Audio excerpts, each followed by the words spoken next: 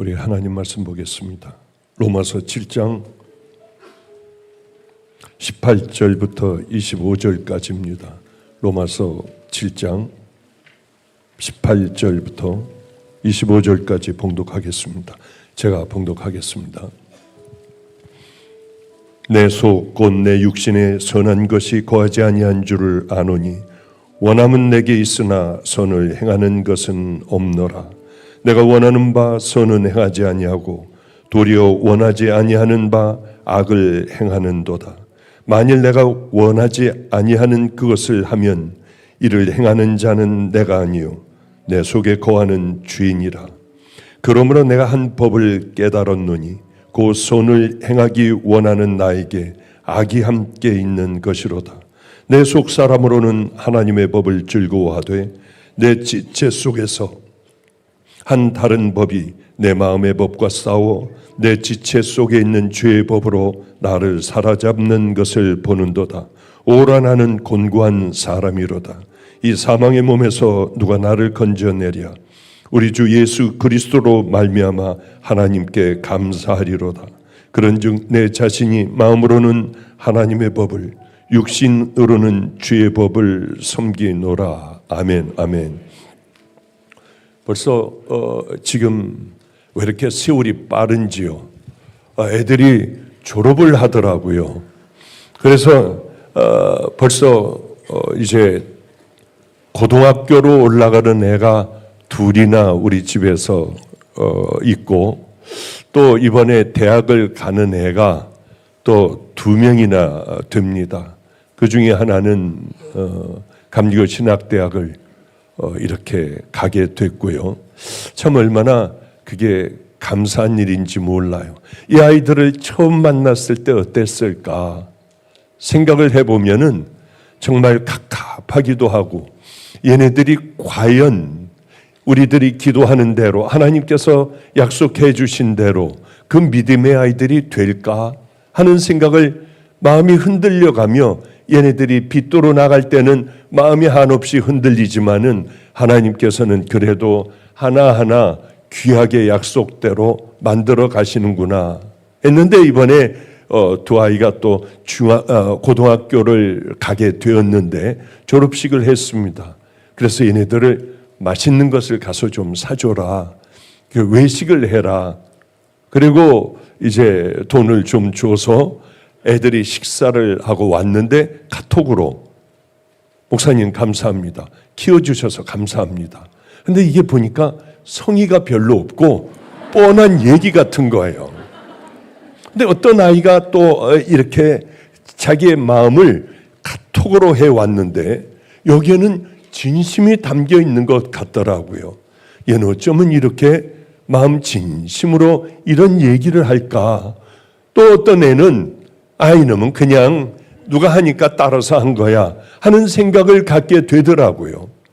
이게 마음이 간절하면 내가 그런 글을 쓸 수 없는 그런 사람이라도 그런 글을 읽게 되면 마음이 그래도 뭉클하고, 그래 그럼 잘했지, 주변에서 얼마나 많은 사람들이 희생을 했어. 마음이 담겨 있는 글과 그렇지 않은 말과는 차이가 있더라고 하는 거죠. 그런 생각을 했습니다.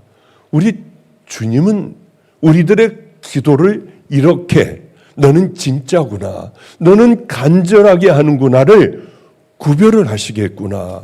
설교를 할 때에도 뭐를 할 건가, 너는 정말 간절하게 함께 깨어 구원의 길, 천국의 길로 함께 가자고 하는, 그래 그것을 하는구나. 너는 그저 준비한 거, 네 실력대로 보고 뭐 이것저것 준비한 것들을 얘기하는구나. 간절한 어떠한 마음으로 설교하느냐, 공부하느냐, 믿음의 용사가 되느냐 안 되느냐, 우리가 천국을 향해 걸어가는 그 길에 정말 간절한 마음으로 가느냐, 아니면은 과부의 두 렙돈이 되느냐, 부자의 금화가 되느냐, 이런 것들이 다 우리 주님은 아시고 그 길들을 정해 주시겠구나, 들으시겠구나, 아니면 받지 않으시겠구나, 이런저런 생각이 참 많이 마음에 들더라고요. 하나님은 우리를 보면 얼마나 괴로우실까? 아무리 설교를 하고 종들을 통하여 설교를 하고 집회를 통하여 열심히 말씀을 하시는데 우리는 꼼짝 안 하고 그저 우리들이 습관적으로 살아왔던 그 신앙으로 조금 더 뜨거워져 살아가고 그저 이런 모습을 보고 얼마나 화가 나시며 이스라엘 백성들을 보며 얼마나 속상하셨으면 너희들 내 마음 좀 한번 좀 알아봐라. 나는 이런 마음이야 하고 하나님의 마음을 내보이신 어떤 이야기가 하나가 있습니다. 그건 뭐냐면 하나님께서 한 번은 한 선지자를 택하셨습니다. 야, 호세아야, 너는 좀 열심히 세상을 돌아다니며 가장 악한 여인, 가장 음란하기가 짝이 없는 여인을 네가 한번 골라봐라. 그래서 호세아는 이 동네 저 동네 가장 타락한 여자가 누군가를 수소문을 하며 한참을 돌아다니다가 고멜이라고 하는 여자가 그렇게 지저분하고 더럽기가 짝이럽대요. 우리는 그런 사람이 돼서는 안 돼요. 하나님의 눈에 띄는 추하고 더러운 자들, 이게 돼서는 안 돼요. 그래 이 고멜을 발견을 하여 데리고 왔더니 하나님께서 하시는 말씀이 황당하세요. 걔하고 결혼을 해라. 아니 하나님, 저는 정결한 선지자예요. 저는 한 번도 타락된 적도 없고 하나님만 아는 선지자입니다. 저 고멜이에요. 안다. 너는 내 명령에 순종해야 한다. 고멜이 얼마나 대단한 사람인 줄 압니까? 귀한 선지자인 줄 아세요? 자기 일생 끝장나는 거예요. 어떻게 그렇게 하나님의 말씀대로 몸을 파는 여자, 그 가운데 가장 지저분한 그 여자를 집으로 데려와 아내로 맞아 살 수 있느냐는 거예요. 정말 대단하다. 한 번은 제가 중을 전도하게 됐어요. 중을이요. 얼마나 재미있는지 선한목적교회 집회를 제가 갔습니다. 꽤 크잖아요. 그런데 가운데 승복을 입은 그 중이라고 그러면 또 뭐라고 하겠죠? 스가 거기 앉아 있었어요. 떡하니 이러고 앉아 있는데 도무지 이게 설교가 됩니까? 맨 앞자리에서 그 스복을 입고 이렇게 있으니까 참 그게 참 힘들었어요. 마음이 좀 힘들었어요. 그래도 제가 할 걸 다 했습니다. 했는데 이 스님이 아니 어떻게 여기는 통합종교냐, 여기 뭐 이런 분도 와서 앉아있고 그러냐 그랬더니 저 때문에 왔대요. 그러니 얼마나 이게 또 부담이 돼요. 그래서 아니 어떻게 알고 나를 왔느냐. 이분이 이제 절에서 살고 있는데 어느 날 밤에 이분은 이제 뭐 등뼈가 이렇게 다 들러붙었대요. 그래서 일어나가지고 뭘 하지를 못한다고 그래요. 어느 날 이분이 잠을 자는데 누가 저기서 강가에서 설법을 전하고 있더랍니다. 그래서 저분이 누군가 가까이 갔더니 목이 말라서 거기 있는 물을 한참을 들이켰답니다. 그리고 저분이 누구냐 그랬더니 박보영이라는 분이에요 그러더래요. 꿈에서. 그건 제 얘기 아니고 저는 그럴 사람도 못 되는데 그러면서 그를 찾으라고 하더래요. 그래서 저분을 만나야겠다 하다가 깼다고 하더라고요. 깼는데 이런 분들은 이제 다른 종교에 있는 분들은 기적을 보면은 주님 앞에 나오잖아요. 무슬림들에게는 기적을 베푸는 수밖에는 그분들이 돌아오기는 어렵더라고요. 이분도 다 종교지만은 와, 어쩌면 허리가 이렇게 깨끗하게 났어? 그분을 찾아야겠다 하고 찾고 또 찾고 하는데 못 찾다가 어느 날 길을 걸어가다가 보니까 그쪽에 절이 있는 모양이에요. 하여튼 박보영 목사 집회 이게 있으니까 여기 와가지고 그 목사님의 부목사들에게 만나게 해달라 안 된다 하는데 집회에 찾아와서 맨 앞자리에 있으니 얼마나 힘들겠어요. 그래서 이분을 붙들고 저도 성경 공부를 가르치고 임진영 목사도 가르치고 성경 공부를요. 그리고 또 우리 집에 있는 어떤 여자애도 성경 공부를 그래도 믿을 만한 애가 정말 똑똑하고 한 아이기 때문에 성경 공부를 맡겼습니다. 근데 이게 그렇게 잘 안 넘어와요. 왜 그러냐면 이쪽에서 이쪽으로 넘어올 때 자기는 전혀 괜찮은데 자기 부모나 형제들이 저주를 받아 크게 이 땅에서 고난을 당한다고 하는 게 여기 꽉 박혀 있어서 그거 아니라고. 예수 그리스도는 모든 걸 다 잘라낸다고 해도 못 오더라고요. 근데 이 아이가 한 번은 와가지고 저한테 그러는 거예요. 목사님, 이 육신은 썩을 덩어리 아니에요. 저하고 결혼하면 신학대학 간대요. 이 썩을 몸 다 줘버릴게요.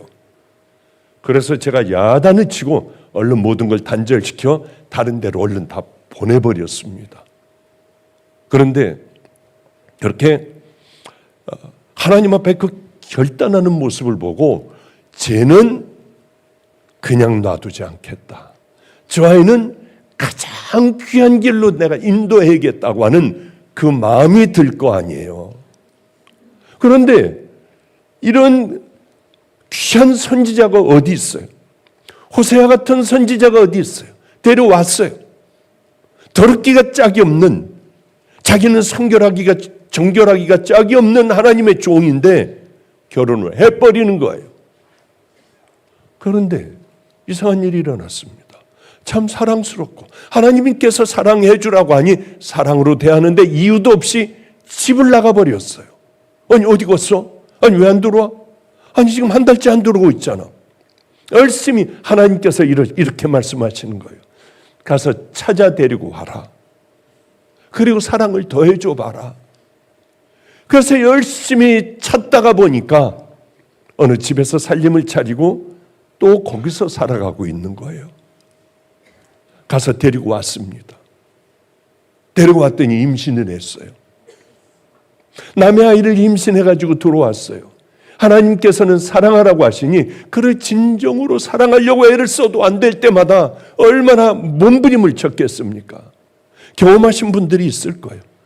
여러분들의 아내나 여러분들의 남편이 다른 남자나 다른 여자하고 나가서 그렇게 일들이 있으면은 끝나는 거 아니에요. 더 이상 어떻게 사랑을 해요? 더 이상 어떻게 하나가 될 수가 있겠습니까? 예전같이 어떻게 사랑을 할 수가 있습니까?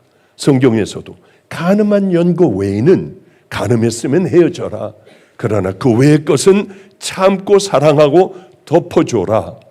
그러니 이 얼마나 호세아는 괴로웠겠어요. 아기를 낳고 그 아이를 잘 키웠어요. 어느 날 또 없어진 거예요. 또 아기가 이렇게 아장아장 걸어갈 나이쯤에 또 없어진 거예요. 그래서 수소문하고 찾고 다녔더니 종으로 팔려버렸대요. 남자가 데리고 있다가 팔아버렸어요. 하나님은 또 그러시는 거예요. 그를 찾아가 돈을 주고 다시 와, 다시 사랑을 해봐라. 그거 어떻게 가능해요? 호세아는 대단한 선지자입니다. 또 찾아갔어요. 정말 분이 풀리지 않는, 죽여버리고 싶은 이런 마음이 있었지만 종을 줬기 때문에요. 그를 돈을 주고 다시 데려왔습니다. 세상에 또 임신을 해갖고 왔어요. 첫 아이는 이스라엘, 하나님께서 다 흐트러 버리셨다. 두 번째 나가서 또 임신해가지고 온 그 아이는 로르하마, 하나님께서 은총을 베풀지 않는 아이다. 또 나갔어요. 또 임신을 했어요. 애들을 요즘 우리 집에 이제 애엄마들이 애를 데리고 오는데 애 둘만 되니까 이거 정말 정신이 없더라고요. 우리는 참 다산의 축복을 받아서 보통 목산에는 한 집에 3명씩 있고 보통 없는 집이 두 애 정도예요. 선교를 나가면 어쩌면 그렇게 애들을 많이 낳는지요. 우린 정말 한 번에 보니까 15명인가 애들이 바글바글해요. 바글바글해요.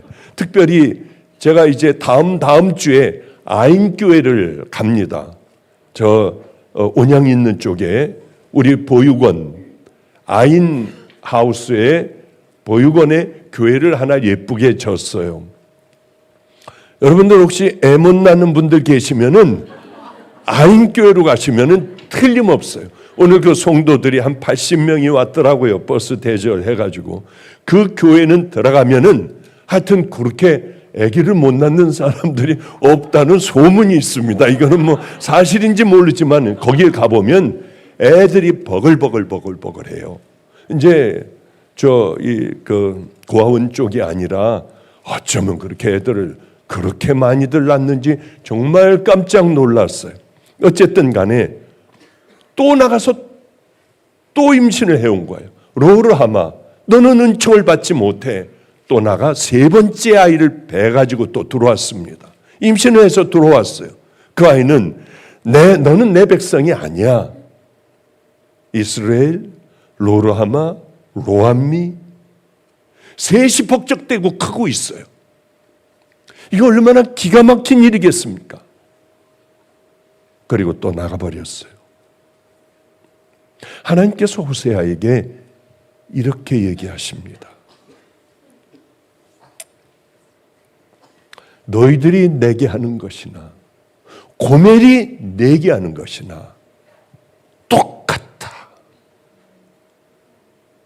너 호세아와 나와 다른 점이 뭔 줄 아니? 너는 그를 증오하고 고통스러워하지만은 나는 너희들을 사랑해. 큰 말씀을 하시는 거예요. 마음은 찢어지면서 고통스러우면서 이게 너희들을 향한 내 마음이야. 그러나 나는 너희들을 사랑해.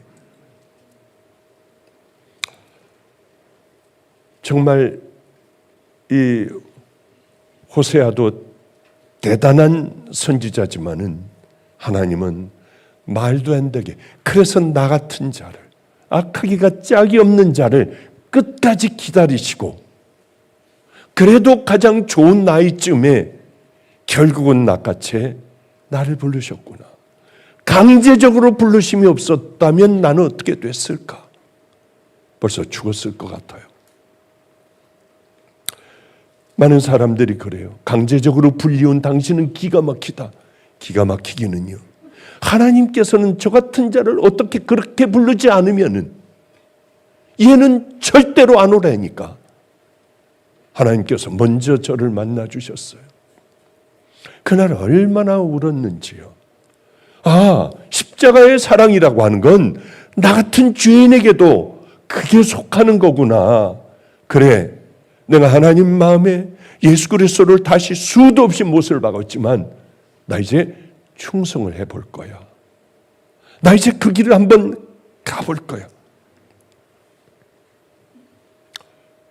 그러면서도 또 넘어지고 그러면서도 질퍽거리면서 걸어가고 그러면서도 이 신앙의 믿음의 양심에 찔려 주님 붙들고 다시 또 가고 일어나 다시 가고 손 내미시면 얼른 그 손 붙들고 가다가 보니까 지금 제가 여기까지 왔더라고요. 그런데 하나님께서는 도저히 이 문제들을 해결하실 수가 없었습니다.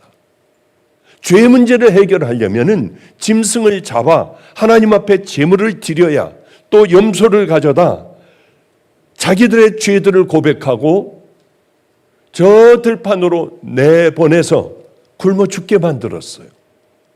그러면 우리들의 죄를 용서하여 주셨습니다. 이들은 죄를 짓고 늘 그러는 거예요. 죄 짓고 또 그러고 죄 짓고 또 그러고. 하나님께서는 하나님의 가장 귀한 방법으로 독생자를, 외아들을 이 땅에 보내시고 십자가에 못 박으셨습니다. 우리 인간의 모든 죄악이 다 예수님에게 쏠려 몽땅 다 예수님이 그 죄를 받으시고, 하나님께서는, 의로운 하나님께서는 그 죄에 대하여 예수님이 대신 벌을 받게 하나님의 분노와 징계가 바로 십자가에서 다 이루어지고, 우리들은 이제 그 주님 앞에 가서 회개하면은, 회개라는 게 뭐라고요? 여러분 다 아시죠? 너무 많이 설교를 했을 거예요.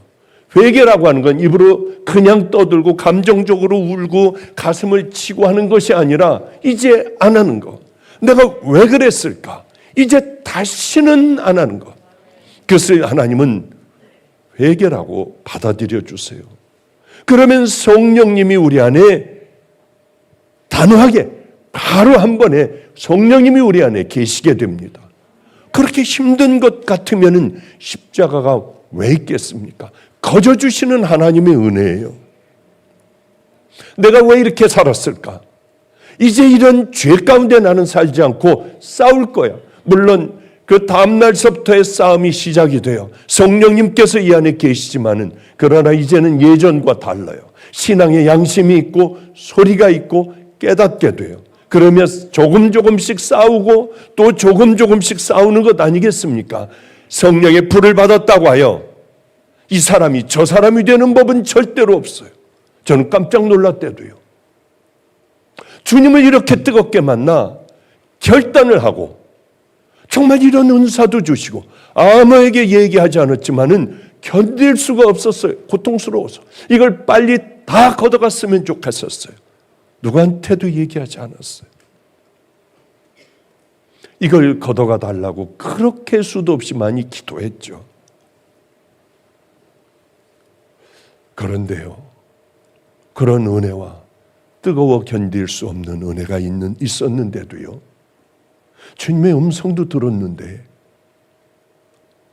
이 안에 죄는 그대로 있는 게 이게 충격 중에 충격이었어요.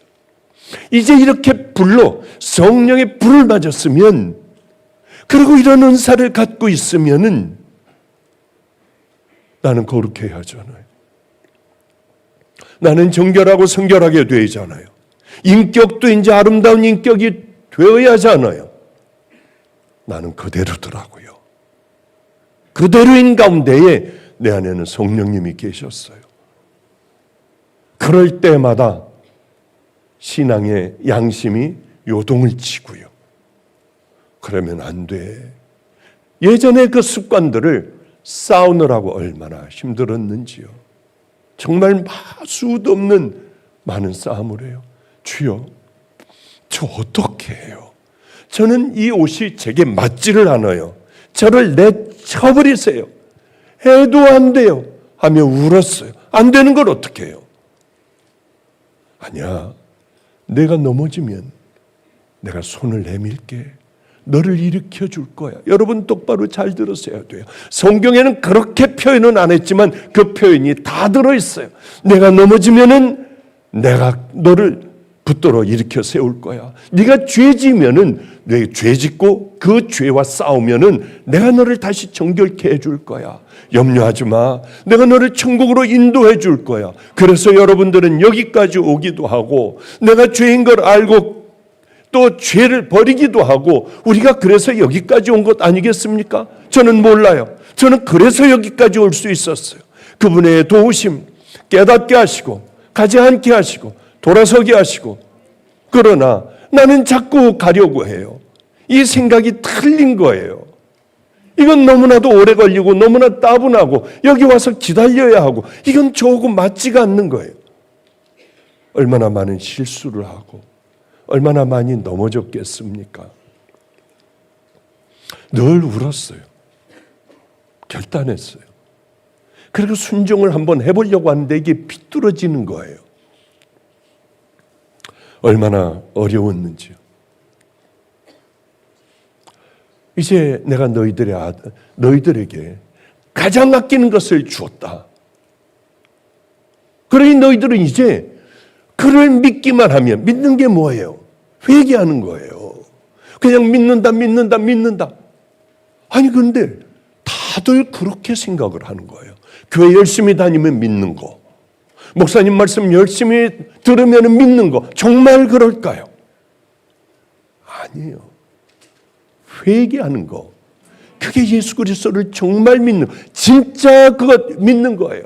이제 싸우고 다른 사람의 다른 길을 걸어가야죠.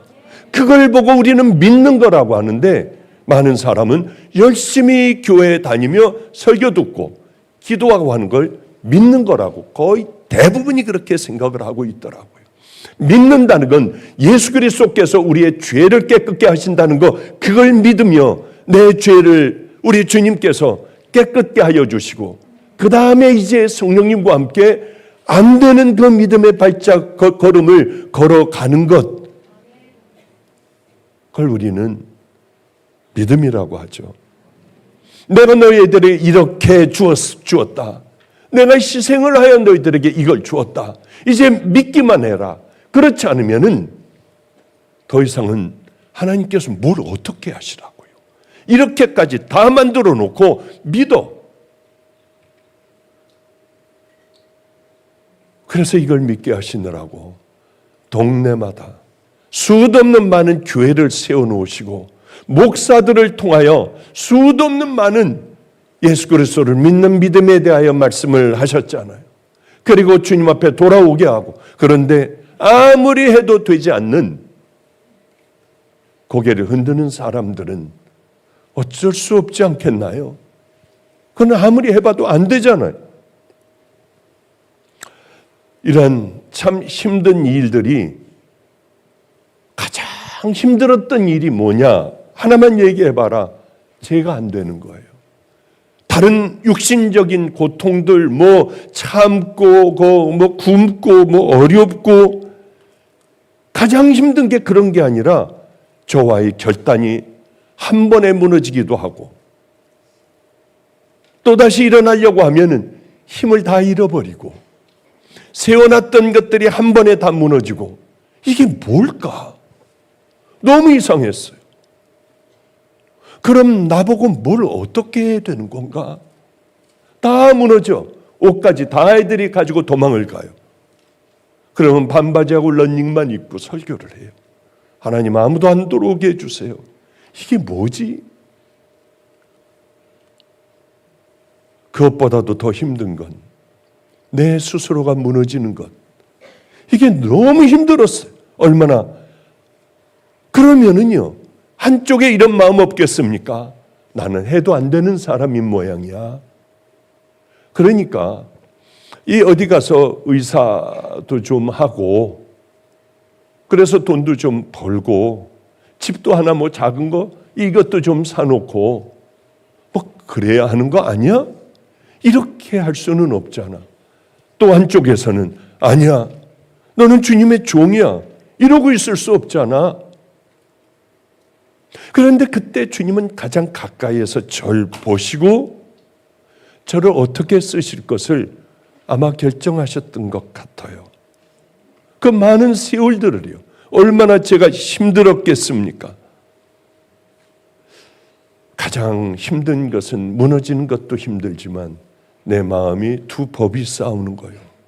그것이 너무 고통스러웠어요. 그런데 현실로 보이는 건 절망밖에는 없어요. 다른 길은 전혀 없어요. 이게 내 현실이고 끝까지 가야 하는 길이에요. 그러나 주님께서 한마디만, 야, 너 이것만 잘 견디고 나면은 너 마가의 다락방에 쓸 거야. 그리고 지금 이런 광경을 딱 한번 찍어서 보여주셨다면 얼마나 신나게 이 길을 걸어갔겠어요. 그런데 주님은 보여주시지도 않고 이게 내 평생에 살아야 할 삶인 줄만 알고 그렇게 힘들게 걸어갔어요. 근데 주님의 뜻은 항상 어디에도 있더라고요. 제가 잠을 잘 못 자는 거예요. 왜냐하면 미국도 갔다가 케냐도 갔다가 저 캐나다도 갔다가 뭐 이렇게 돌아다니까 밤낮이 바뀌고 힘든 일들이, 감당할 수 없는 힘든 일들이 몰아닥치기 시작을 하니까 잠을 못 자는 거예요. 낮에 좀 잤다가 밤은 하얗게 새우고. 왜? 여기 밤일 때 미국은 낮이고, 거기 낮일 때 여기 밤이고 하니까 잠이 오나요? 이렇게 자꾸 나이가 먹어 이렇게 자꾸 내 삶을 여기 갔다 저기 갔다 하다가 보니까 잠을 못 자겠는 거예요. 잠을 꼬박꼬박 샐 때도 있고요. 그러니까 머리가 무거워요. 오늘 종일, 하루 종일 두통에 시달렸어요. 약을 먹어도 안 되고. 왜? 잠을 못 자니까. 그래서 이제 병원을 가봐야겠다. 의사의 도움을 받으면 되잖아요. 그런데 어느 병원, 여기 큰 대학병원을 보니까 여기는 여러 과가 다 합해가지고 내과도 같이 들어오고 해서 검사하며 그 원인을 밝혀준다고 하여 그 병원을 찾아갔습니다. 그런데 거기가 가만히 보니까 정신과예요. 우울증, 조울증, 별게 다 써있어요. 그분 보니까. 근데 여기 앉아있다가 성도가 목사님이다 그러면 어떻게 하느냐고요. 이게 졸려서 왔는데 뭐가 이게 목사님도 약간 이게 뭐가 좀 잘못돼서 온 거 아니야 할까봐 제일 걱정이 돼서 마스크 이만한 거 쓰고 깃을 올리고요. 그리고 거기서 기다리면 그래도 알아볼 것 같아가지고 그 옆에 저쪽까지 가가지고 거기서 아니고 조금 가 있다가 주여 제발 박보영 씨라고 하는 거 작게 좀 하게 해주세요. 거기 사람이 꽉 차 있는 거예요. 근데 거기서 간호사가 박보영 씨 하는 거예요. 뛰어가가지고 얼른 가가지고 두 번 부르시니까 예, 저 왔습니다. 들어가래요. 그래서 이제 뭘 이런 종이를 주고 가서 기록을 해오는데 자살하고 싶은 마음이 듭니까? 아니요. 내가 세상의 최고인 것 같은 생각이 들 때도 있나요? 아니요. 그러면 본인이 죄인이라고 생각하나요? 예, 저는 죄인이에요. 그것 때문에 우울하신가? 예, 저 우울해요. 대답하고 보니까 뭐가 좀 이상해지는 거예요. 얼마나 마음이 힘들었는지. 이거 하고 돈 지불하고 10몇만 원을 지불하고 집에 갔다 다음에 또 오래요. 일주일 후에 오래요. 그래서 이제 열흘이 후인가 2주 후인가 또 갔어요. 거기서 가슴 조마하고 기다리고 주여 오늘도 아무도 이게 오늘 마지막일 거예요 아마 주여 아무도 안 보게 해주세요. 근데 마스크 큰 거를 쓰고 깃을 올렸는데 목사님 박보영 목사님 하더라고요. 근데 저 얼마나 이게 한 3일 전이에요. 3일 전이에요. 얼마나 기가 막히겠어요. 자매님은 왜 왔나요? 저는 자살 충동이 있어서 왔어요. 목사님 의사가 누구예요? 이 앞에 있는 이분이요. 어머 저하고 똑같은 의사네. 그러고 하이파이브를 하자고 해가지고 하이파이브를 했어요. 이게 뭐냐고요 이게. 주님이 역사하시면 이런 일들은 없게 해야 되는데 세상에 미리 오늘 나와서 미리 나 이랬었다고 얘기를 해야지 이것도 이제 막 인터넷에 뜨고 난리가 날 것 같아요. 어쨌든 간에 얼마나 힘들었겠어요. 정말 고통스러웠어요. 그런데 나를 이래서 하나님께서 병원에 가게 하셨구나. 그걸 깨달았어요. 목사님 기도해 주세요. 그러더라고요. 사람이 있건 없건 이제 다 이거 다 떼어내도 괜찮고 그래서 간절하게 주여 하면서 기도를 해줬어요. 기도를 하는데 기도하다 말고 얼른 뛰었어요. 자매 잘 들어야 해요. 죽음은 지옥이야. 잠깐 여기서는 잠깐이지만은 거기서는 영원히 지옥이야. 이런저런 얘기를 하며 지금 그거 끊어. 그걸 끊어야 돼. 그럴 때 이제 우리 간사가, 저 운전해준 간사가 와가지고 옆에 서 있더라고요. 그거 끊어야 돼. 아, 제가 이러이러한 것들을 끊을까요? 아니, 그것도 끊고 그것도 끊어야 돼.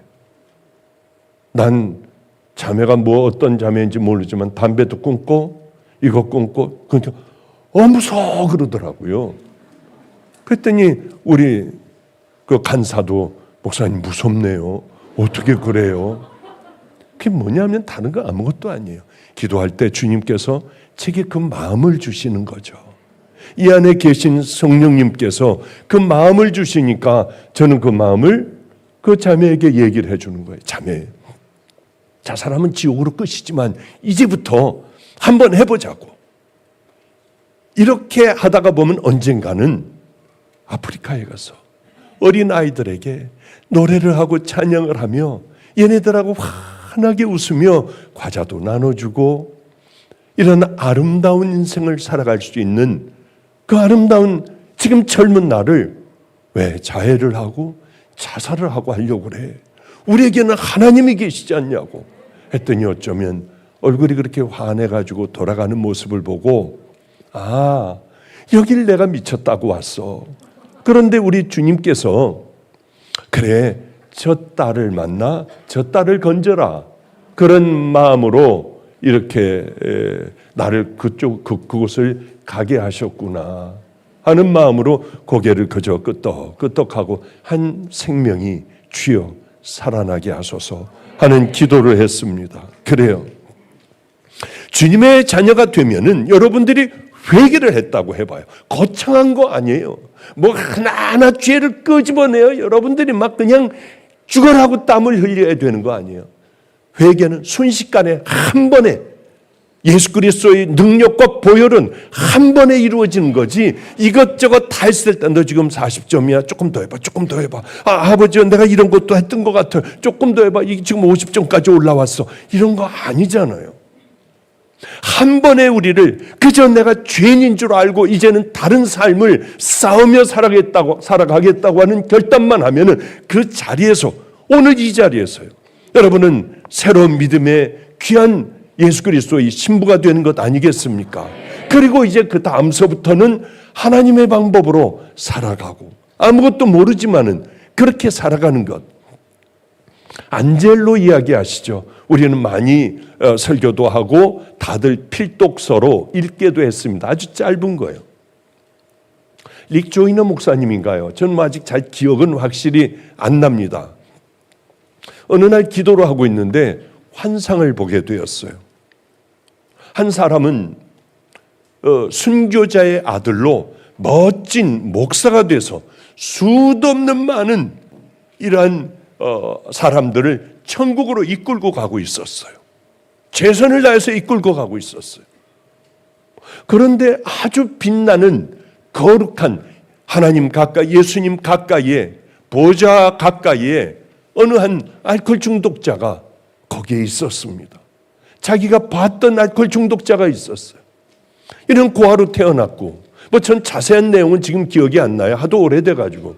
고아로 태어났고 알코올 중독자가 되고 이 집 저 집에서 쫓겨나고요. 자라는 과정 중에. 근데 어느 날 복음을 받게 됐어요. 전도 쪽지 하나 가지고 복음을 받게 되고, 그리고 이제 그때서부터 변화되는 거예요. 고양이 있으면 쫓아가서 발로 차서 죽여버렸는데 그걸 콕 참는 거예요. 그게 뭐가 그게 대단해요. 고양이 안 죽이는 거. 하나님은 감격을 하셨어요. 고양이를 죽일 이 마음을 이제는 복음을 받았기에 나는 참을 거야. 사과 한 토를 얻게 되었어요. 그 어떤 사람의 진수성찬보다 더 이 사과를 귀하고 아름다운 하나님께서 주신 진수성찬으로 알고 먹었어요. 골목마다 다니며 복음을 전했어요. 어느 날 알코올 중독자, 자기와 같은 알코올 중독자가 추위에 떨어 죽어가고 있었습니다. 오늘같이 혹독하게 추웠던 모양이에요. 한 벌밖에 없는 자기의 외투를 벗어 그에게 입혀줘요. 그리고 자기의 체온으로, 알코올 중독자가요, 체온으로 그를 따뜻하게 해주고 술을 끊고요. 그리고 하나님 앞에 기도를 올려드리다가 잠이 들었고, 그는 눈을 떠보니 예수님 가장 가까이에 영광스러운 자리에 있었대요. 순교자의 아들이고 수도 없는 많은 큰 교회에서 그 많은 성도들을 이끌고 가던 그보다 하나님 그를 더 귀하게 여기셨다고 하는 거죠.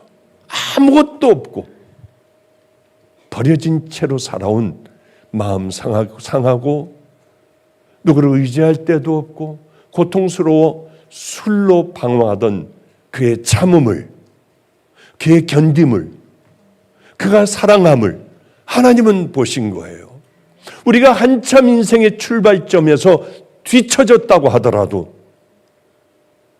그러나 지금서부터 힘들지만은 열심히 달린다면 멀리 앞서간 그러한 사람들보다 우리를 더 귀하게 여기신다는 거죠. 그러게 여러분, 작은 것 하나 이기자고요. 말로 남들에게 상처를 줬다면 가서 내가 잘못했다고 하세요. 가서 갚으세요. 열심히 벌어 가서 또 갚고, 그런 모습들 우리 주님이 얼마나 귀하게 보시는데요. 제가 선교사들 선교 나갈 때마다 항상 그래요. 네 자식에게 먹일 걸, 네 자식이 배고파도 다른 아이에게 줄 줄 아는 한번 그런 선교사들이 되어봐라. 너희들을 하나님께서는 쓰실 거야.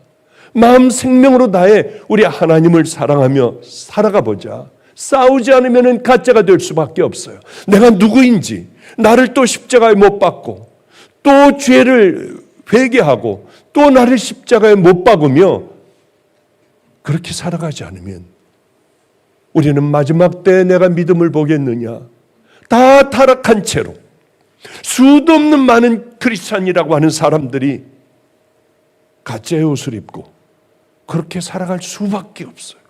어떻게 예수님을 만났는데 그렇게 기도를 하고 주일날 교회 가서 예배를 드리며 하나도 변화되지 않는 삶을 어떻게 살아요? 그건 기적입니다. 그건 정말 세상 둘도 없는 기적이에요. 하나님 예수 그리스도를 만나고도 어떻게 뻔뻔하게 우리는 그 죄 가운데 살며 그 길을 걸어갈 수 있느냐는 거예요. 세상 아무것도 아니에요. 우리 어디로 가고 있나? 나 지금 이 걸어가는 길 맞느냐? 어떻게 살아가야 할까? 난 무엇을 위해서 살까? 이런 것도 정해지지 않았다면 말이 안 되잖아요. 여러분의 신앙의 계획을 세우셔야 돼요. 내가 이제는 이렇게 갈 거야. 그래, 이제 이걸 버릴 거야. 이걸 버리기 위하여 여러분, 그 알코올 중독자는 고양이를 차서 죽여버리는 것, 자기의 열을 주셨으면 열을 다해서 참았어요. 누구는 하나 가지고 참을 수 있지만은 열을 다해서 참았어요. 우리가 한번 그런 참는 훈련, 돌아서는 훈련, 끊어버리는 훈련. 제가 만난 그 자매는 아마 어떤 결단을 했으면, 무서워했던 그 결단을 했으면은 아마 그 인생은 전혀 다른, 저한테 기도받으러 오겠대. 언제든지 와. 그래, 그 길을 열어줄게. 어쩌면은 그렇게 아이들과 함께하는 가장 아름다운 그런 딸이 될 수 있지만은 그렇지 않는다면 가장 처참한 그 일들을 들어야 하지 않습니까? 그래요. 참 애매한 시간이에요. 이게 지금부터 본문을 들어가야 되나 말아야 되나 아주 고민하고 있습니다. 들어가긴 늦은 것 같아요. 제가 재밌는 그저 우스개 얘기를 한번 해보죠. 이틀 전이었어요. 같이 이제 최성렬 목사 부인이고 또 이렇게 최성렬 목사 또 우리 미국에서 그저께 왔거든요. 3일 전인가 매형 누나 또 이 매형 누나가 오니까 옆집에 있는 애들 하여튼 잔뜩들 와가지고 우리 또 저녁을 해준다고 하여 맛있게 저녁을 차려놔 밥을 다 먹고 이제 다 치우고 차를 한 잔 먹을 때였어요. 그런데 최 목사가 갑자기 벌떡 일어나면서 쓰레빠를 이렇게 잡더니 그래서 이건 뭐야? 쥐다 그러는 거예요. 우리 집에 무슨 놈의 쥐가 있어요. 근데 정말 쥐가 일로 지나갔다는 거예요. 그래가서 아무리 봐도 없어요. 그런데 쥐가 커튼을 타고 올라가다가 떨어졌어요. 그러니 얼마나들 소리를 지르고 소리 지르는데 그때 사람들이 자기가 나오더라고요. 본성이 나와 다. 우리 누나는 소리를 지르면서 다리를 그 의자 위로다가 올리고 이렇게 하고 있고, 또 우리 집에 있는 그 여자애는 가서 우산을 가지고 와가지고 쥐를 때린다는 거예요. 최 목사는 그 얇은 슬리퍼를 벗고 또 이렇게 때리려고 하고 있고, 그냥 쥐가 휙 지나가는데 그걸 어떻게 때려서 맞히겠어요? 얼마나 쥐들이 빠른데요. 하여튼 그런데 나는 뭘 하고 있었을까 하는데 저는 방으로 들어가서 일단은 문을 닫고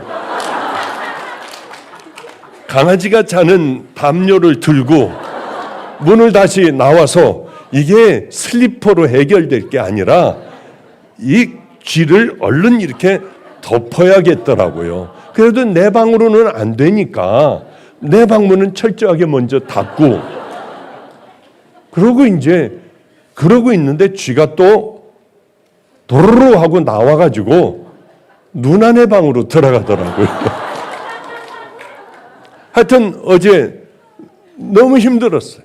그냥 깨깨 여자들은 소리를 지르고, 하여튼 그런데 우리 매형은 미국에서 한 3일 됐거든요. 온지 이렇게 하더라고요. 저거 엄마가 있어. 엄마가 큰 엄마 쥐가 한 10마리는 새끼들 낳았을 것 같아. 이 비관적인 얘기를 하고 있는 거예요. 그런데 최 목사가 이제 딱 들어가더니 이 옷 요만한 장이 있지 않습니까? 그리로 들어갔다는 거예요. 그 아마 전기 코드 꼽는 그쪽으로 들어간 모양이에요. 그래서 이걸 다 열심히 옮겨가지고 화장실로 갖고 들어갔는데 문이 열리니까 거기서 확 튀어나와가지고 화장실에 있는 걸 얼른 문을 닫고, 그리고 그냥 온 집안이 난리가 났어요. 얼마나 기가 막히겠어요. 우리 누나 방에서 살았던 모양이에요. 그러니까 이게 누나는 신데렐라 모양이다. 근데 신데렐라는 아니고 쉰델렐라 같다고. 그러면 하여튼 근데 그런 생각을 탁 하게 되더라고요. 우리가 죄를 저 쥐같이 여기면 얼마나 좋을까. 난리 법석으로 다 올라가고 저도 꾹 참느라고 목사니까. 그래서 오늘 이런 얘기를 했습니다. 예수님이면은 뭐라고 하셨을까? 여기 계셨다면 저 쥐 잡아라 그러시진 않았을 것 같고요. 기도하자 그러실지도 않을 것 같고, 그러면서 서로들 의견을 내는데 하여튼 오늘 뒤집어지게 웃었습니다. 함께 주님이 뭐라고 하실까를 놓고요. 근데 저 쥐 같은 것이 우리들의 죄가 이렇게 들어온다면 우리는 이 난리를 피면은 죄는 절대로 우리들 근처도 못 올 텐데 우린 자꾸 쉰델렐라가 되려고 하고 신데렐라가 되려고 해요. 그래 오늘 그런 기도를 했습니다. 주여, 우리 성도들이 쥐 한 마리 들어온 것, 죄가 들어오는 것 같이 미리미리 막고 미리미리 싸우겠어요. 우리가 싸우지 않으면은, 훈련하지 않으면은 여러분 시간이 지나며 100% 우리는 패할 수밖에 없어요. 100%. 열심히 훈련하고 이런 죄가 들어올 때 어떻게 할까? 미리 우리는 이미지 트레이닝을 하는 거예요. 이렇게 없애버릴 거예요. 이것들이 들어오면 어떻게 할까? 쥐새끼 한 마리가 들어왔는데 소독을 해야 한대요. 얘네들 벼룩이 있고 뭐고 있고 다 그러니까요. 그래서 온통 소독을 하고 난리 법석을 피웠어요. 주여, 죄를 이렇게 좀 생각하게 해주세요. 그래, 이것을 내가 잊지를 말아야겠다. 작은 마음의 쥐들이 들어와서 새끼를 치면은요, 어마어마한 새끼들이 보통 우리 집 같으면 한 그 전문가가 그래요. 100마리 정도는 있을 거래요. 다들 불러가지고. 만약에 그렇다고 하면은요, 그래, 그런 생각을 했습니다. 뭐 쥐구멍은 발견을 못했지만은 그런 생각을 해요. 하나님, 구멍이 있으면 다 막게 해주세요. 다시는 못 들어오도록. 우리들의 죄의 구멍이 어디서 났는지 다시 한번 생각해 봐야 합니다. 그래서 우리 안에서 싸우고 있을 때에 늘 주님의 편, 성령님의 편이 되어 여러분 믿음의 길을 승리하며 그렇게 싸우며 걸어가시는 귀한 자녀들 되시기를 주님의 이름으로 축복합니다. 기도하겠습니다. 거룩하신 우리 주님, 우리는 어리석기가 짝이 없는 인생을 살고 있습니다. 쥐 한 마리보다 100배, 1000배 더 두렵고 무서운 것은 우리들의 주님 싫어하시는 죄일지인데 우리는 그렇게 타락한 이 땅의 삶을 살아가고 있는지도 모르겠습니다. 하나님, 고멜과 같은 우리의 삶을 그치게 하여 주시옵소서. 이번 집회를 통하여 가슴 뭉클하도록 깨닫게 하여 주시사, 아, 나를 위한 설교였구나. 우리 아버지는 이걸 끊으라고 하시는구나. 내게 주시는 말씀으로 깊이 받게 하여 주시사, 그 죄에서 돌이키고 이제 힘들고 어렵지만은 외롭지만은 주님 붙들고 믿음의 길을 함께 걸어가는 은혜의 자녀들 다 되게 하여 주시옵소서.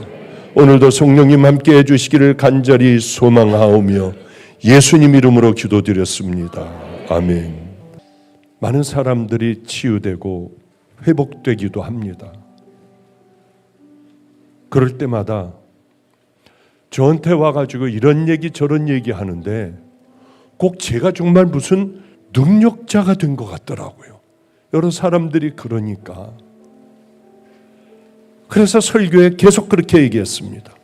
여러분, 치유된 다음에 나에게 오지 말아라. 나 자꾸 죄 짓는다.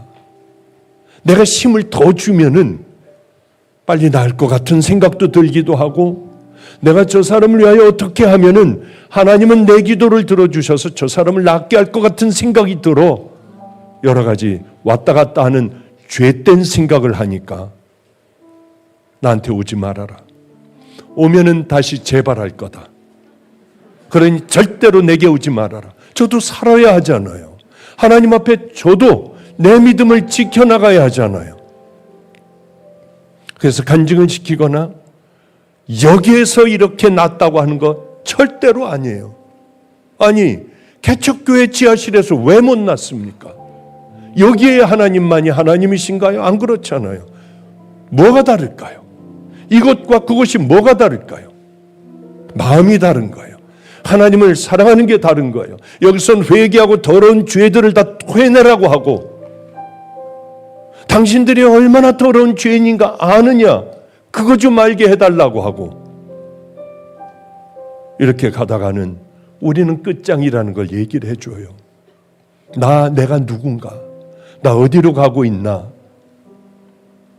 그런데 이 땅에서, 이 많은 교회에서는 안타깝게도 당신들 죄인이고 얼마나 많은 자녀들이 지옥을 향해 걸어가는 줄 아느냐. 거짓 신앙 말고 진짜 신앙을 붙들자. 예수님이 말씀하신 그것이요. 그러면 저는 공격을 받아요. 사정없이 공격을 받아요. 그러더라도 할 얘기는 해야 돼요. 저긴 이제 전 은퇴한 사람이고 이제 공격하면 내 사역은 여기까지 모양이다 하고 다른 사역으로 넘어가면 되죠.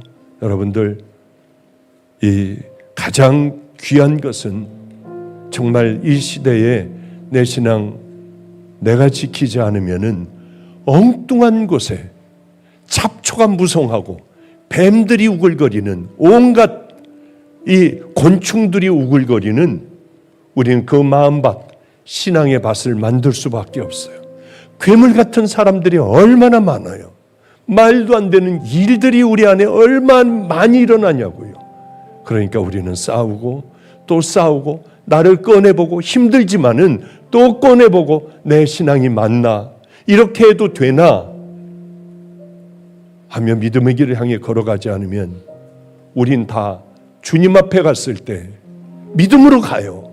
행위로 가는 거 아니에요. 정말 그렇게 믿고 구원을 받고 깨끗한 믿음의 자녀가 되었으면 이제 그 다음엔 걸어갈 좁은 길을 향하여 좁은 문을 열고 들어가야 하잖아요. 여기까지만 하고 다 관도도 되는 줄 압니다. 그럼 자동적으로 가는 줄 알아요. 우리는 여러분들도 경험해 보셨죠. 여러분 스스로를 방치하면 어떻게 되나요? 교회만 다니면 어떻게 되나요? 황당한 사람들로 바뀌어요. 그게 굳어져 버려요. 나중에는 못 돌아오지 않습니까?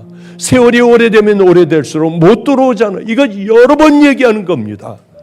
왜냐하면 우리는 굳어져 내가 누구인지 몰라요. 여러분 사랑합니까? 용서합니까? 오른손이 하는 거 왼손이 모르게 하고 우리는 기도 그렇게 열심히 하며 세상의 빛과 소금의 삶으로 살아갑니까? 내가 어떻게 그걸 해? 그럼 어떻게 해요? 이렇게 하지 않으면은 모래 위에 세운 집과 같아 다 무너져 버려. 이거 어떻게 해석을 해야 돼요? 아, 예수님이 우리에게 겁주신 거구나. 그렇게 생각하면 될까요? 이건 다른 의미야. 그런 의미가 아니라 이렇게 그저 살려고 노력해야 돼. 그런 얘기인가요? 그것도 아니잖아요. 우리가 살아야 할 것 마태복음 5, 6, 7장을 다 얘기하시고 주여 주여 한다고 안 돼. 하나님의 말씀대로 순종하지 않으면 너희들 다 지옥 가. 그리고는 말씀을 순종하지 않으면은 너희들은 모래 위에 세운 집과 같아서 다 무너질 거야. 이게 무슨 말씀이냐고요. 이게 다 무너져버리는 인생이 돼버릴 거야.